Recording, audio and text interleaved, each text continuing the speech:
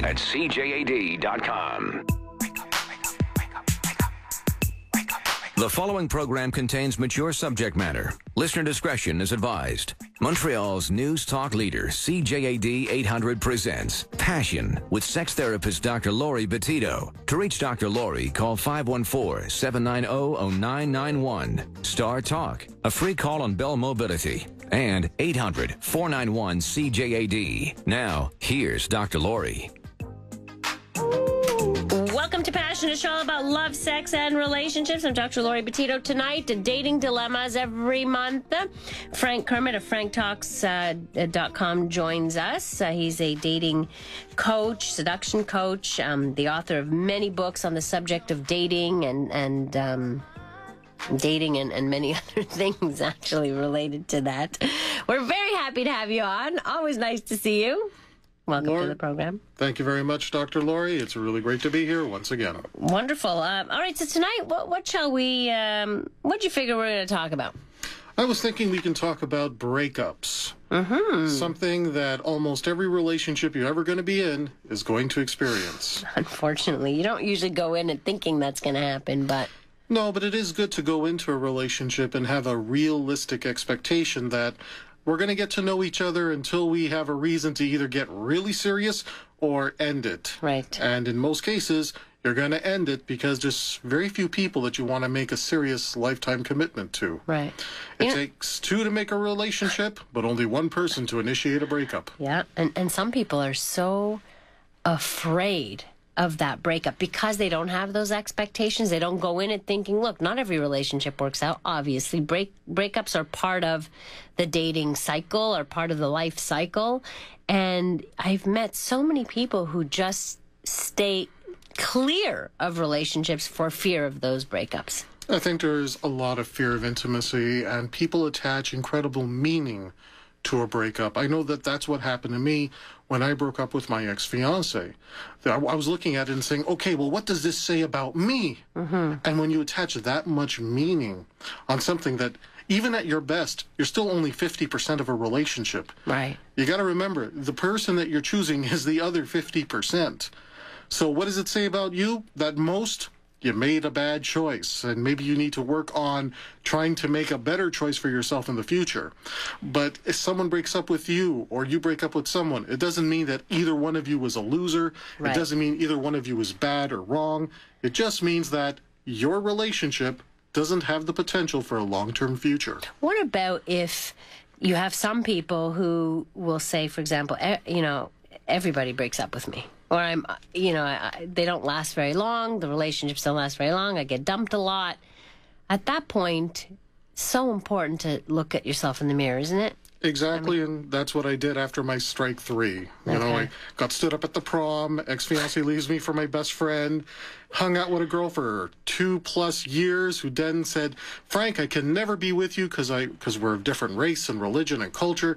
And then one day she announces to me she's getting married to someone who's of a different race, religion, and culture. Oh, wow. And at that point I said, okay, if this keeps happening to me, there's a common element in all of these situations. You. Me, exactly. Yeah, but that's a hard thing to do. That's a hard thing to do, is to face oneself. I think there's a natural tendency as humans that we sometimes have is to blame, to look outside of ourselves as the cause of, because it's hard to say, well, it's me, it's me, it's me.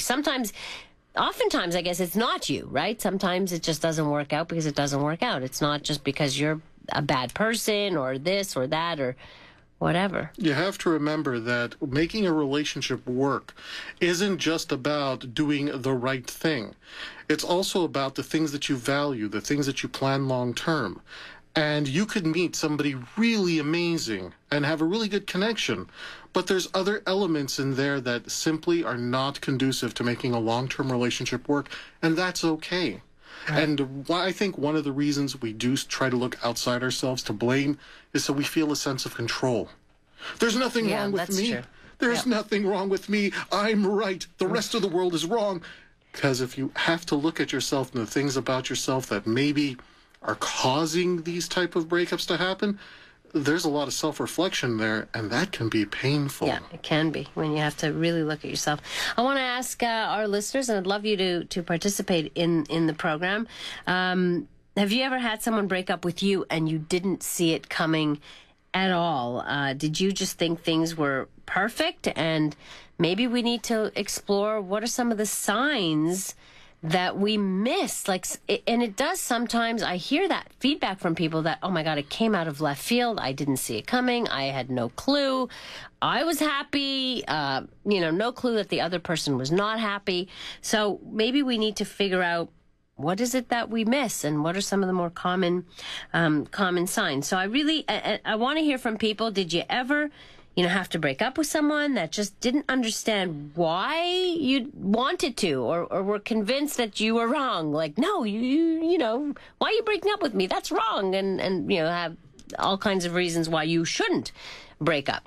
514-790-0991, Star Talk, star 8255 on your Bell Mobility cell phone, 1-800-491-CJAD. You can also text us at 514-800.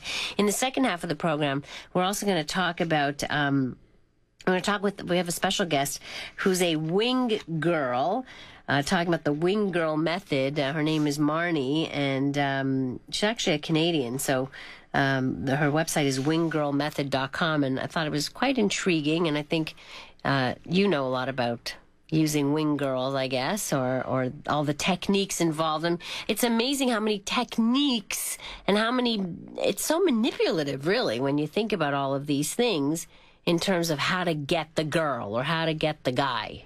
It can be, and again, it gives people a sense that they are in control of a situation when usually they feel out of control.